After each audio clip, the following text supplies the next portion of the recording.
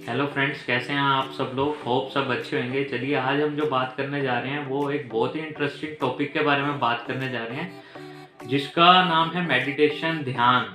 तो आप लोगों ने बहुत से वीडियोस या बुक्स पढ़ी होंगी इस बारे में और सुना होगा इधर से या उधर से, या बहुत सी बार सोचा भी होगा कि इसको कैसे किया जाए, करें ना करें, ये यंगस्टर के लिए होता है या एजेड बंदों के लिए होता है। ऐसा कुछ भी नहीं है। मेनली हम इसके फायदे के बारे में बात करते हैं। अगर फायदे गिनने शुरू करें तो अनकाउंटेबल फायदे हैं इसके। मेनली हम 3 फायदों के लिए बात करते हैं इसकी, जो है माइंड, बॉडी और सोल।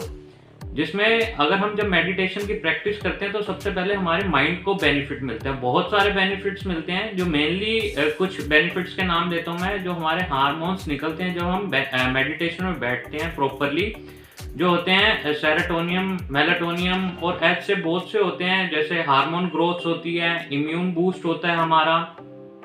अगर आपको नींद की दिक्कत है तो आपका जो है स्ट्रेस लेवल कम होता है, अच्छी नींद आती है।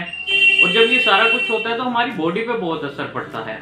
बॉडी अपने आप रिलैक्स होती है, टोन में आने लगती है। हार्मोन्स जब सही होते हैं तो बॉडी प्रॉपरली वर्क करना शुरू करती है।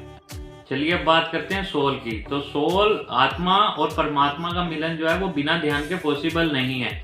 ऐसा हमने अपने बहुत से वेद शास्त्रों में पढ़ा है, सुना है, देखा है कि बिना ध्यान में बैठे किसी ने भी परमात्मा को नहीं पाया। जितने भी साधु संत हैं, ये जितने भी महान प्रचारक हैं, विचारधारक हैं, इस बारे में बताते हैं, जो उन्होंने ध्यान का रास्ता ही हमें बताया मेनली। और परमात्मा को जिसने भी पाया वो अपने अंदर से ही पाया है, बाहर से किसी को भी नहीं मिला है। हाँ, बुक्स वगैरह से या वीडियो से या मेडिटेशन के बारे में सुन के हमें हेल्प मिल सकती है, पर जो जिसने भी पाया वो अंदर जाके ही पाया। जैसे भगवान महात्मा बुद्ध हो गए, या किसी के बारे में भी ले लीजिए, जिसने मेडिटेशन करा है उसी ने परमात्मा को पाया। जैसे एक बहुत अच्छी लाइन भी बोली जाती है कि बुलिया राबदा की पाना, एथो पुटना ते एथे लाना। बात करते हैं कि ये यंग जनरेशन के लिए हमारे कैसे बेनिफिट दे सकता है मेडिटेशन, या उन्हें क्यों करना चाहिए। और वो लोग इस बारे में तर्क देते हैं कि हमें इस चीज के करने की क्या जरूरत है। ये तो साधु संतों, संत महात्माओं या जो एजेड बंदे हैं उनके लिए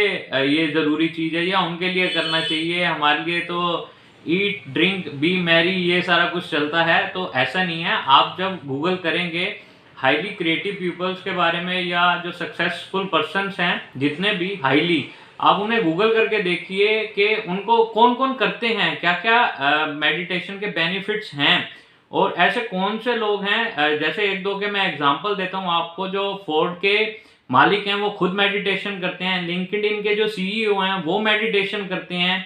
और बहुत से हाईली लोग हैं जो जिनके डेली रूटीन है, जिनका सबसे पहला काम होता है कि मेडिटेशन के बिना वो कह लीजिए अपना कुछ और काम शुरू ही नहीं करते हैं।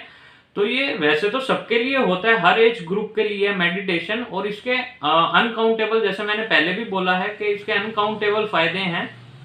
एक तो ये सबसे पहले हर एज के लिए होता है। तो हमें अपनी यंग जनरेशन को अगर प्रैक्टिकली और एग्जाम्पल दे के बताना है तो इन लोगों का बता सकते हैं। आप लोग गूगल करके उनको बता सकते हैं, उन्हें खुद कह सकते हैं कि आप गूगल करो और देखो कौन कौन लोग करते हैं और ये किन के लिए क्या क्या बेनिफिट होता है। ऐसे ही आप बहुत सारी इसमें बुक्स हैं जो आप देख सकते हैं, उनको मंगवा सकते हैं या उनके बारे में पढ़ सकते हैं। जैसे माइंड टू मैटर है, बहुत अच्छी बुक है। वन माइंड है।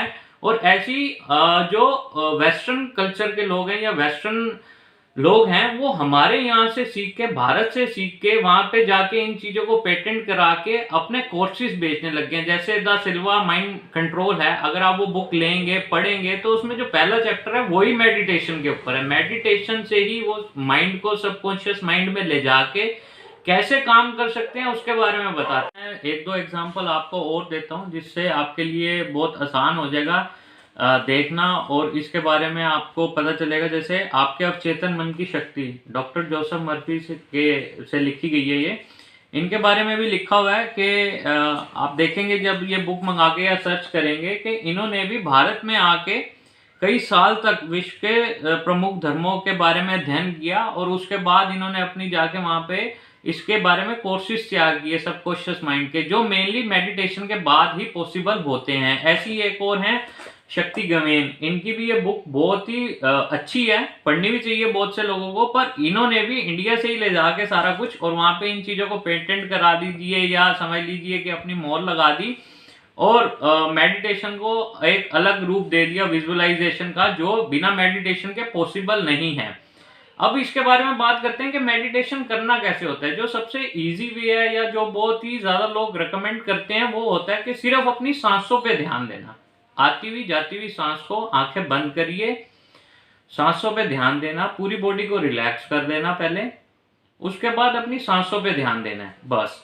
पर ये कहने में बहुत आसान है, करने में बहुत ज्यादा मुश्किल होता है।